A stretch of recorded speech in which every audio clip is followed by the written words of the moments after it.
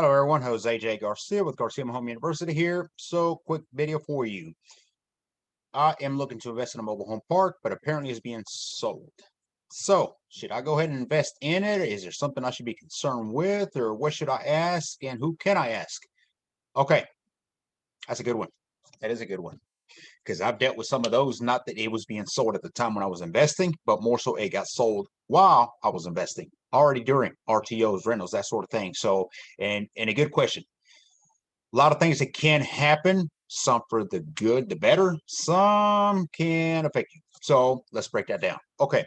Now, if you're getting ready to invest in a mobile home, and especially if this is your first mobile home, and you know that a park that you're trying to invest is currently being sold, which means that it will be sold at one point sooner or later. If it's being sold, somebody's going to buy it. They will come to terms agreements and they will pick it up. Okay, I would say you be a new investor. Hold off. Hold off on that one. There's many parks that can use your services right now. Most of you don't realize it, and you're sitting here spending, wasting time.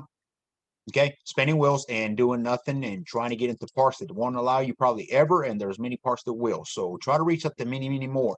And I would say avoid the one that's being sold until it is sold. New buyers are in. Even so, I would wait until the new buyers kind of settle in, bring everything that I'm going to break down for you, and then go back over there. So, and if you're already investing, then you will want to hear the things that I'm about to say here in a second. But I would say that definitely don't let it scare you. You know, the worst thing that could happen more so in a park is not being sold, but being taken out. If a park is closing for whatever reason, they're bringing an apartment complex, or the latest one we heard, apparently they were getting rid of a park so that they could create the recording studios. So hey, things happen, right?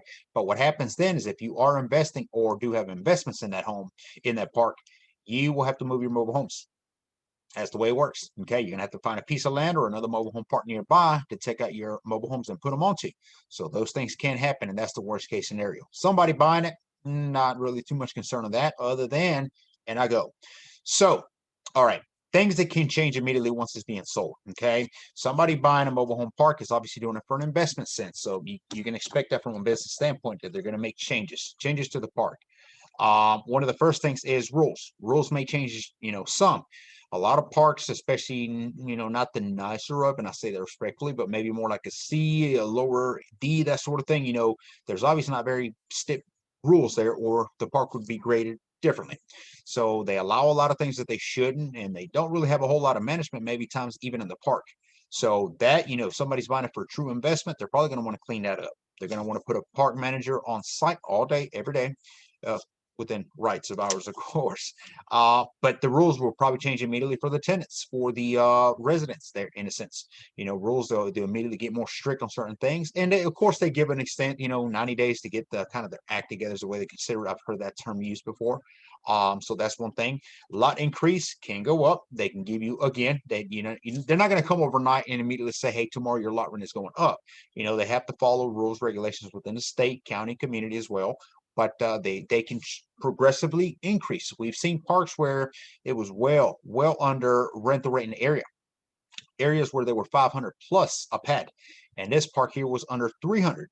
So what they did is they gave them about a 120 days that they started increasing, but it seemed like every 3 months they were going up, because what they were trying to do is get those prices up. A lot of people had to evict, but that was also one way of them to clean up the park. A lot of people who don't pay a whole lot for a lot of pad, don't tend to appreciate. So, that's one way to clean that up as well. But I would ask, especially if you're already investing, the park manager, ask them. They know, they will know, they will be the first hand, unless the new owner, they'll get kind of even over here in certain things that they may be able to mention it. Because remember, you're supposed to have a relationship with these people. Uh, no care for investors. That one can affect you. If a new park owner is coming in, and I had one park like that who wanted no investors at all. Now, in this specific park, it was myself and a few others. I was able to grandfather myself into it. I carried an immediate relationship, good relationship, with the new park owner, and it was because of how good a relationship I had with the other ones. But they can affect you. They can come in and basically sell us the property, or you have to move them out. They can make it tough on you. So, if you have something like that dealing with, I can help you a little more direct. Send me an email, j@garciamhu.com. They can also ask for immediate demands. So if they are trying to make it more of a family-oriented mobile home park, they want the homes to be brought in that are nicer. They're also going to request for the ones that are already there to look a certain way. Now, that might not have been the case with the first owners, but now, again, new owners, now, hey, you got to fix your skirting all around. We want you to paint the home. It's all run down in a sense. It needs pressure washing. They can come in and put strict rules in a sense of, your property, your investment itself. And it can affect your pocket, because keep in mind that anything that you have to do as an upgrade or remodel that you've already pre-done at one point, if they're requesting this, it's either you, your tenant, or your end buyer. Somebody's going to have to make these upgrades. So something to keep in mind again. Change of management.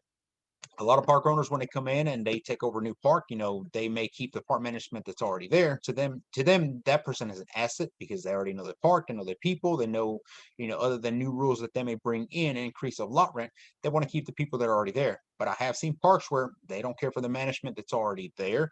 They bring their own management or management teams that they have, and that changes a lot of things. Not to include, I mean, of course, you have to build new relationships all the way across.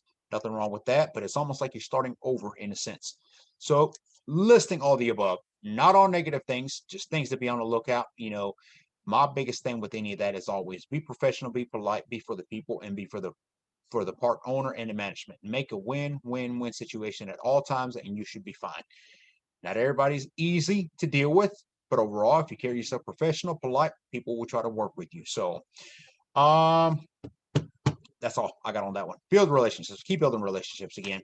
And if you have more questions on something directly like this, you are doing something like this, maybe a park just got sold, got bought, and you're in the mix, you're in the middle in a sense, and they're trying to get rid of you or trying to get you to do excessive things, reach out to me. I'd be happy to help you in addition. Visit GarciaMHE.com for any coaching. And as I mentioned, my email for any additional questions, j@GarciaMHE.com. So next time, thank you for watching.